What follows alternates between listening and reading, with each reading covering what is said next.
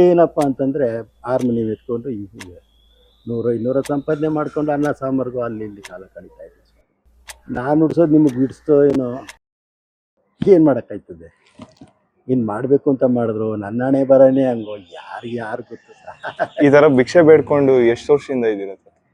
ನಾನು ಸುಮಾರು ಆಯಿತು. ಅವರು ಟ್ರಸ್ಟ್ ಯಾವಾಗ ಟ್ರಸ್ಟ್ ಮಾಡಿಸಿ 1-2 ವರ್ಷ 3 ವರ್ಷ ಆವಾಗ ಭಿಕ್ಷಾಟನೆ ಸ್ಟಾರ್ಟ್ ಮಾಡಿದೆ. ಯಾಕೆಂದರೆ ಸಾಲಗಳು ಜಾಸ್ತಿ ಆಗೋಯ್ತು.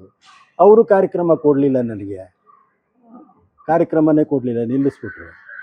ಇನ್ನೇನು ಮಾಡೋದು, ಕೀಬೋರ್ಡು ಮಾರಿಬಿಟ್ಟೆ, ಹಾರ್ಮೋನಿಯಂ ಇದೆ, ಭಿಕ್ಷೆನೇ ಸಾಕು ಅಂದ್ಬಿಟ್ಟು ಇನ್ನೇನು ಮಾಡ್ತೀನಿ. ಸೊ ನಂಗೋಸ್ಕರ ಒಂದೇ ಒಂದು ಮ್ಯೂಸಿಕ್ ನುಡಿಸ್ತೀರಾ? ನುಡಿಸ್ತೀನಿ. ನುಡಿಸಿ. ನಾನು ನುಡ್ಸೋದು ನಿಮಗೆ ಬಿಡಿಸ್ತೋ ಏನೋ.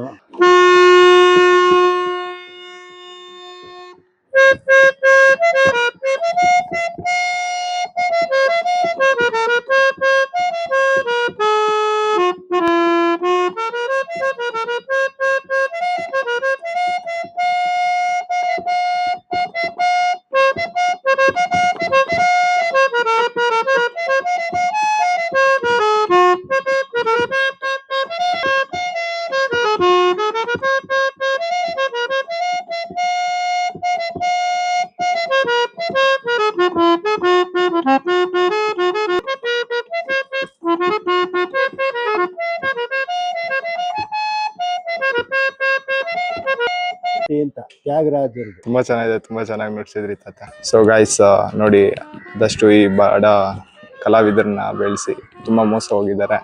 ಸೊ ವಿಜಯನಗರ ಆಸ್ಪಾಸ್ ಎಲ್ಲಾದರೂ ನೀವು ಇವ್ರನ್ನ ನೋಡಿದ್ರೆ ಆದಷ್ಟು ನಿಮ್ಮ ಕೈಲಿ ಆದಷ್ಟು ಸಹಾಯ ಮಾಡಿ. ಅದು ದುಡ್ಡಿನ ವಿಷಯದಲ್ಲಾದರೂ ಆಗಲಿ, ಊಟದ ವಿಷಯದಲ್ಲಾದರೂ ಆಗಲಿ, ಅಷ್ಟೇ ಹೆಲ್ಪ್ ಮಾಡಿ ಅಂತ ಕೇಳ್ಕೊತೀನಿ. So thank you.